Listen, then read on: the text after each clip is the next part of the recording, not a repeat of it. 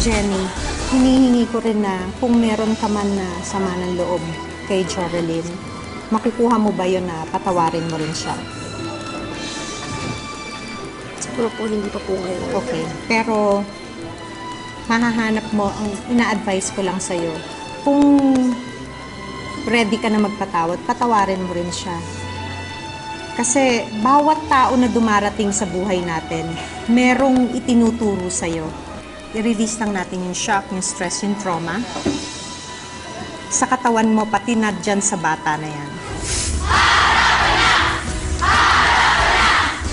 Dahil hindi siya mabigyan ng anak ng kinakasama niya, nagkarelasyon at ngayon, nabuntis na ni Ronaldo ang kasambahay nila. Pero, natuklasan nating lahat kanina lang na ang itinuturing na may bahay ni Ronaldo na si Jenny Rose ay buntis din. Ibig sabihin, magkakaanak si Ronaldo sa kanyang may bahay at sa kanilang kasambahay. Naku, Ronaldo. Ano ba itong gulong pinasok mo? Mabuti ba ipakinggan na natin sina Attorney Karen at Coach Teresa para sa kanilang final advice sa'yo para maliwanagan ang iyong pag-iisip. Attorney. Hi, Ronaldo. Hindi ko alam kung dapat ko simulan ng sabihin ko, congratulations. Kasi dati mo pang gusto magkaanak, ngayon biniyayaan ka ng 2 anak. Ang hindi ko lang alam kung anong plano mo. So ngayon nandito ka para pumili kung pipiliin mo si Jorelyn o si Jenny Rose. Pero sana isipin mo na kahit sino pa sa kanilang 2 ang piliin mo, kailangan mo suportahan yung 2 magiging anak mo. Gusto ko lang tanungin kung ang plano mo ba ay pagkatapos mong pumili ng isa sa kanila, ay kung may plano ka rin magpakasal. Kasi, meron po. So yun yung gusto ko sanang linawanagin sa'yo. Kasi kung iisipin mo yung kapakanan ng bata, magkaiba pa rin yung mga karapatan nila sa ilalim ng batas kung legitimate child sila o illegitimate. Ngayon, kung sino man sa kanilang 2 ang piliin mong pakasalan, yung magiging anak mo sa kanila ay magiging legitimate. Yun yung tinatawag nating legitimated na anak. Pero yung hindi mo papakasalan, yung magiging anak mo doon ay magiging illegitimate. Ibig sabihin, kasama na dyan, hindi nila pwedeng dalhin yung apelido mo, hindi sila pwedeng magmana ng kasing laki, kalahati lang yung mana nila dun sa legitimate na anak. Kailangan pa nilang patunayan yung pagkakaanak mo, na anak mo talaga sila. So sana yun yung mga isipin mo. So yun lang. So good luck, Ronaldo, at sana magdesisyon ka ng maayos. Coach Teresa. Okay. Ang bilin ko lang sa'yo, kung ano man yung responsibilidad mo dito sa magiging anak mo kay Jorelyn, ito pa rin mo. At para naman kay Jenny, patawarin mo talaga ng bukal sa loob mo si Ronaldo. Kung talagang papatawarin mo, pag pinatawad mo na, tapos na yon. Wala nang banggitan, wala nang hindi na ibabalik, wala ka nang titingnan sa nakaraan. Kung ano man yung pagkakamali niya, pag pinatawad mo siya, tapos na. So blank slate at maganda na uli yung simula ninyo. Tapos, lagi ko sinistress na sa isang relasyon, hindi lang pag-ibig, hindi lang pagmamahalan. Kinakailangan din tiwala at saka respeto. So, at saka yung communication ninyo, importante. And wala ring blaming. You always own up to your responsibilities. At lahat naman ng problema na susolusyonan. You just have to think positively and always ask for God's guidance. Yeah. Thank you, Coach. Sako. Thank you din, Attorney. Ang say ko naman dyan sa problema nitong si Ronaldo. Alam mo, Ronaldo, hindi ko makakalimutan yung mukha nitong si Jenny Rose nang malaman niyang buntis siya. Parang may sinindihan ka sa loob ng ulo niya, parang may light bulb, switch, pring, parang talagang lumiwanag Sobrang yung ang mukha joy. niya. Oo. Sana maalala mo yun.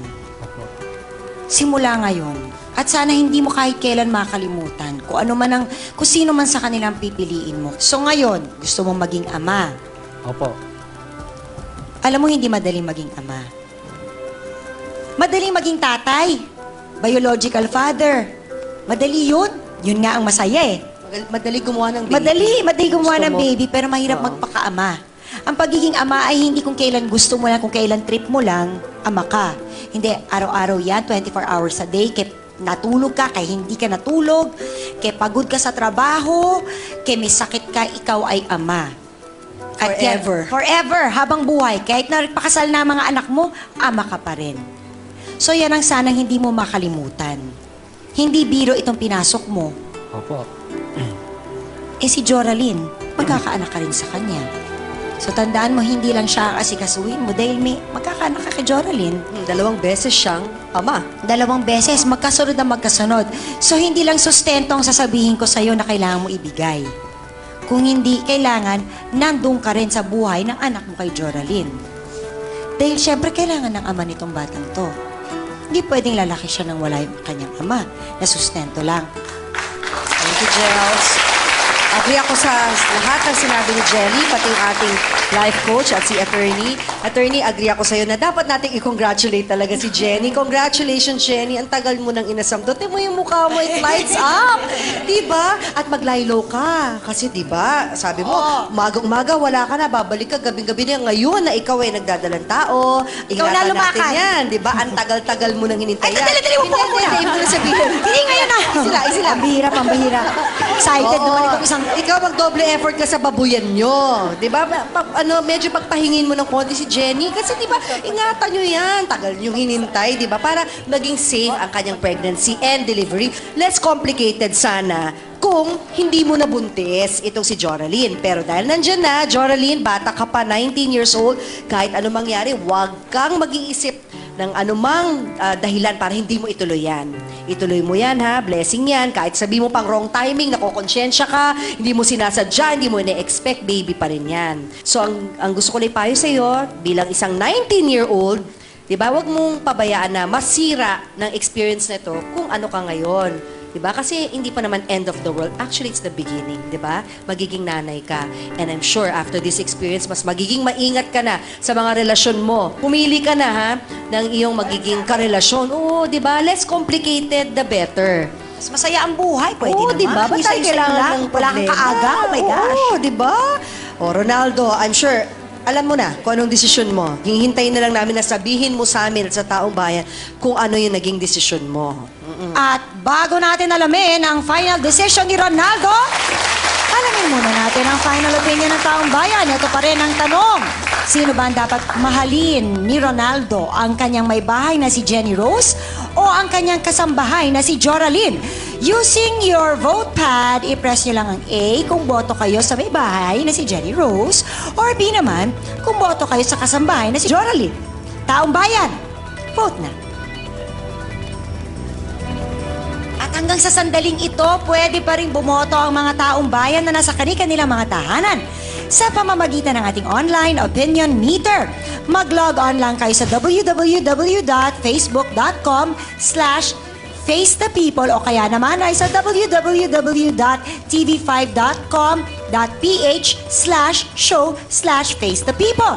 I-click nyo lang ang online opinion meter tab at pumoto na kung A or B ang choice nyo. Pwede rin kayong bumoto via text. Just text poll, face, letter of your choice.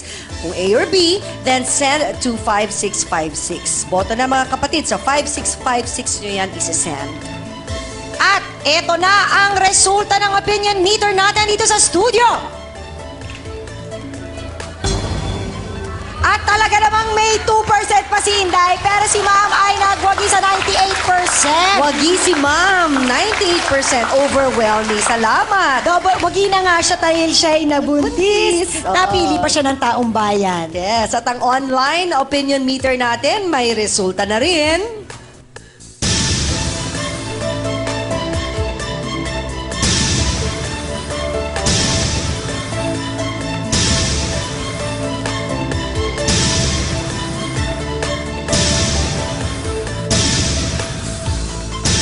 O ayan, Ronaldo, narinig mo na ang opinion naming lahat dito sa studio. Ronaldo, susundin mo ba ang final opinion ng taong bayan? Sino ngayon ang pipiliin mo? Si Jenny Rose o si Joraline? Ronaldo, it's time to face the people.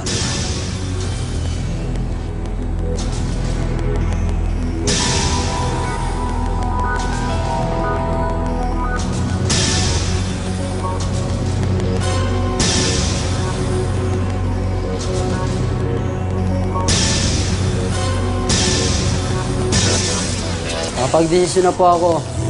Napili ko na po si Jenny Rose. Ang pinili niya ay si Jenny Rose. Hi, salamat Ronaldo. Nakapag-desisyon ka din. Salamat sa iyong tiwala sa Face the People at sa pagbabahagi ng iyong pinagdaan ng problema. Yan. At thank you din kay Attorney Karen, syempre pa, at ang ating life coach na si Coach Teresa. At syempre maraming salamat din po sa taong bayan dito sa studio, sa HRM students. Yan. Ng ICCT. Thank you. Sumulong Campus yan. At sa inyong mga nasa tahanan ngayon, pati na rin sa ating avid viewers sa internet. Lagi niyo lang tatandaan, hindi kayo nag-iisa sa inyong problema. Tutulungan kayo ng buong bayan. Ako po si Jerry de Belen. At ako naman po si Tintin Babaw. Sa taong bayan, ang opinyon. Sa'yo ang desisyon. Face the People!